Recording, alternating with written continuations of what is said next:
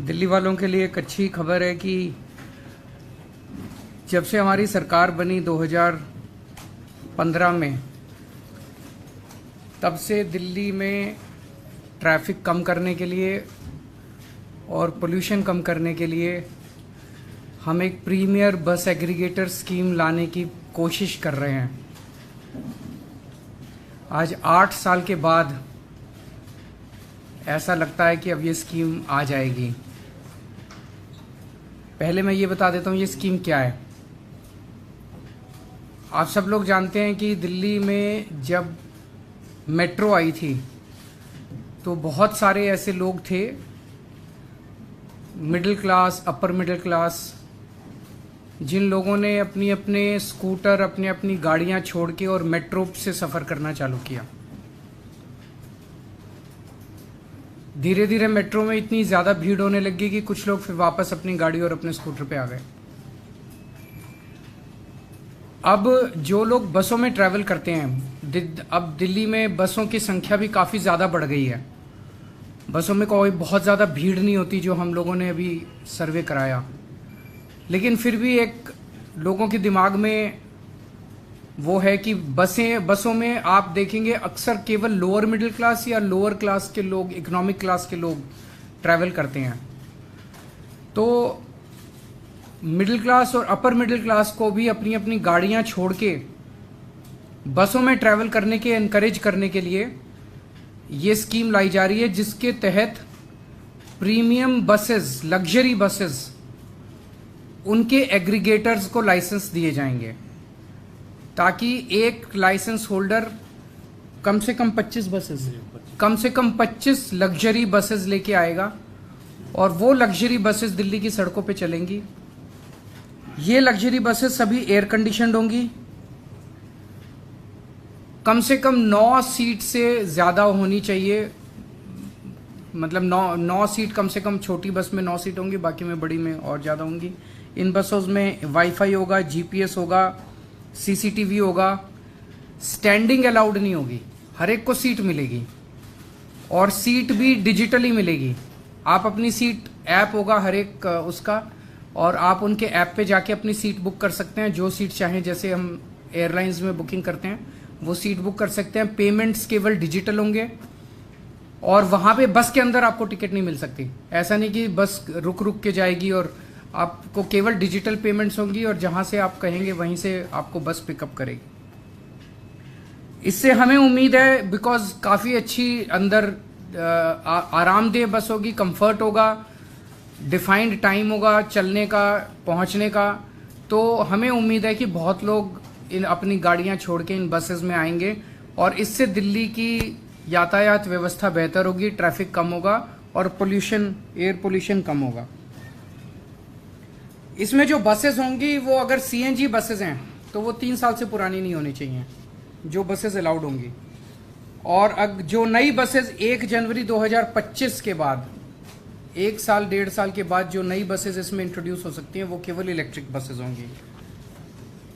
जैसा मैंने कहा कि जो लाइसेंस होल्डर्स होंगे उनको कम से कम 25 बसेस की फ्लीट मेंटेन करनी होगी, और जो इलेक्ट्रिक बसेस इंट्रोड्यूस की जाएंगी उसका कोई लाइसेंस फीस नहीं ली जाएगी, वो एनकरेज करने के लिए, ताकि ज़्यादा से ज़्यादा इलेक्ट्रिक बसेस आएँ।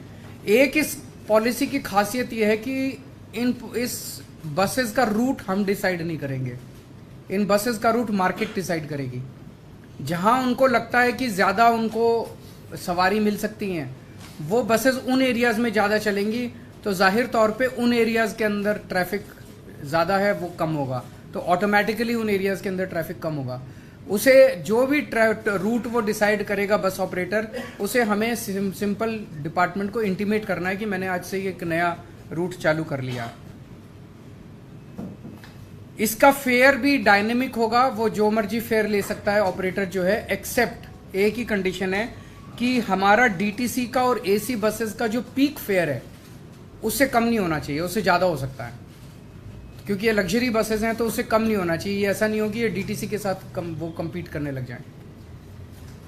तो मोटे मोटे तौर पे ये पॉलिसी है, लेकिन मैं थोड़ा सा आप लोगों की जानकारी के लिए बता दूं कि कितनी मशक्क़त की है इस पॉलिसी को लाने के लिए।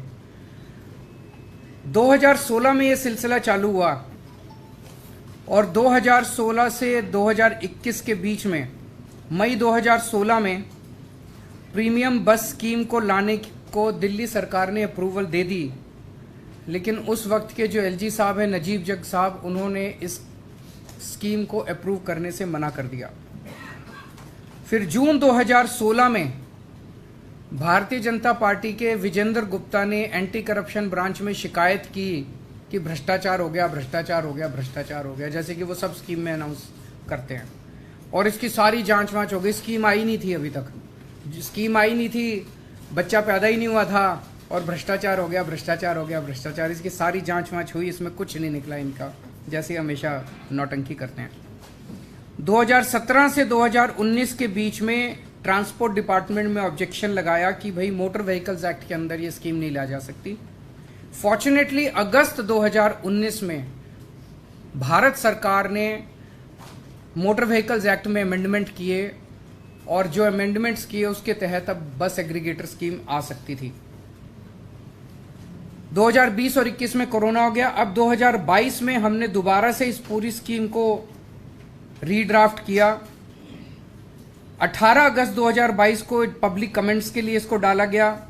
8 सितंबर तक कमेंट्स आए। उन कमेंट्स को और इसको लीगली वेट करके 8 मई को इसे दिल्ली सरकार की मुख्यमंत्री की अप्रूवल मिली और 25 मई को एलजी साहब की इसको अप्रूवल मिली। तो एलजी साहब से जब ड्राफ्ट स्कीम अप्रूव होके आई तो इसको दोबारा पब्लिक के कमेंट्स के लिए डाला गया 29 मई को।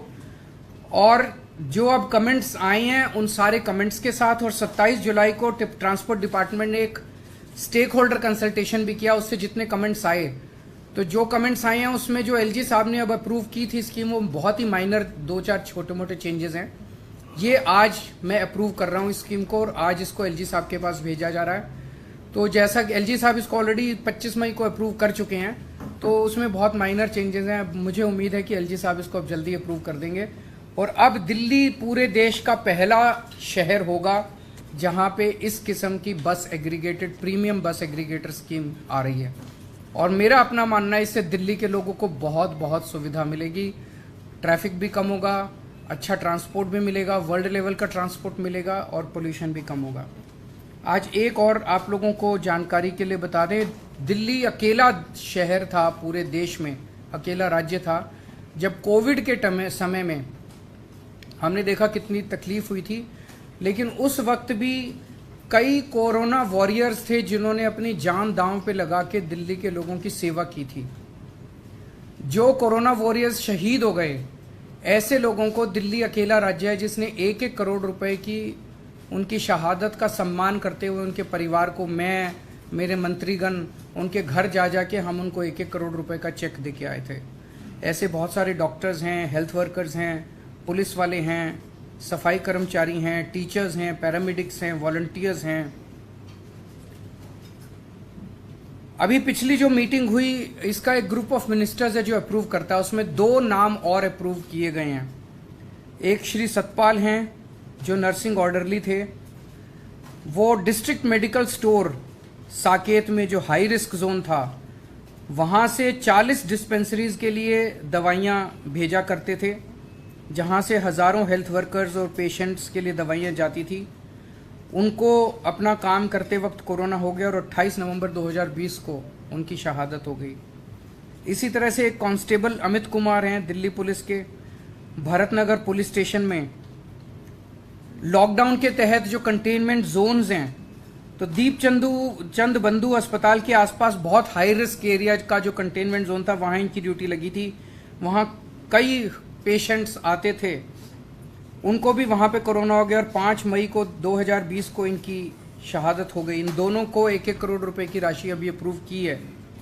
तो ओवरऑल अभी तक हम 92 कोरोना वॉरियर्स को 1-1 करोड़ रुपए की राशि दे चुके हैं, अप्रूव कर चुके हैं। 92 करोड़ रुपए हम इन 92 करोड़ कोरोना वॉरियर्स को दे चुके हैं। मैं उम्मीद करता हूँ इनकी आत्मा को शांत, भगवान से प्रार्थना करता हूँ शांति मिले और हम पूरी तरह से इनके परिवार की जो भी ज़रूरत पड़ेगी मदद करेंगे। सो इन दोनों मुद्दों पे अगर आपके कोई प्रश्न है तो। सर, पहला सवाल है, लास्ट टाइम जब आपने जैसे मेंशन किया कि जब ये पॉलिसी लेके आए थे, बीजेपी ने बहुत हंगामा किया, एसीबी तक पहुंचा, तो क्या कोई सर्टेन ट्वीट्स आपने किए हैं कि इस बार फिर से पॉलिसी उस जो इन्वेस्टिगेटिव अब एक्चुअली केंद्र सरकार ने अपने मोटर व्हीकल्स एक्ट में कुछ चेंजेस किए हैं। वो चेंजेस करने के बाद उन्होंने कुछ एक खाका तैयार किया है कि ऐसे बनाई जा सकती है। तो केंद्र सरकार के जो चेंजेस हैं मोटर व्हीकल्स एक्ट में, उसको ध्यान में रखते हुए हमने पॉलिसी बनाई है। पहले जो हमारी पॉलिसी थी वो हमने अपनी सोच के हिसाब से बनाई थी। मुझे लगता है वो पॉलिसी केंद्र सरकार ने भी देखी थी, उन्होंने इंटरनली तारीफ भी की थी, तो उसको देखते हुए हो सकता है उन्होंने बाद में सब्सिक्वेंटली मोटर व्हीकल्स एक्ट में अमेंडमेंट किए हों।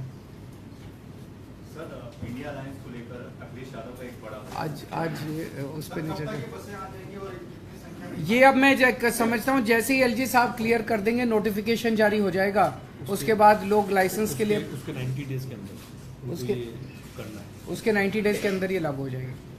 सर कोई टारगेट भी है, कितने मैक्सिमम नंबर ऑफ लाइसेंसीज होंगे, कितना बस मैक्सिमम? देखिए ये मार्केट ड्रिवन है, सो जिसको लगेगा कि there is a market for, वो सभी लाइसेंस लेने के लिए आएंगे। सर ये सवाल ये है कि राष्ट्रपति ने दिल्ली सुधार विधेयक को वापस कर दिया है। दिल्ली सुधार बिजली सुधार विधेयक 2022 में दिल्ली सरकार ने पास करके भेजा था विधानसभा से, वो राष्ट्रपति ने वापस कर दिया है। कौन सा? मुझे आइडिया नहीं, मैं चेक करके बता देता हूँ।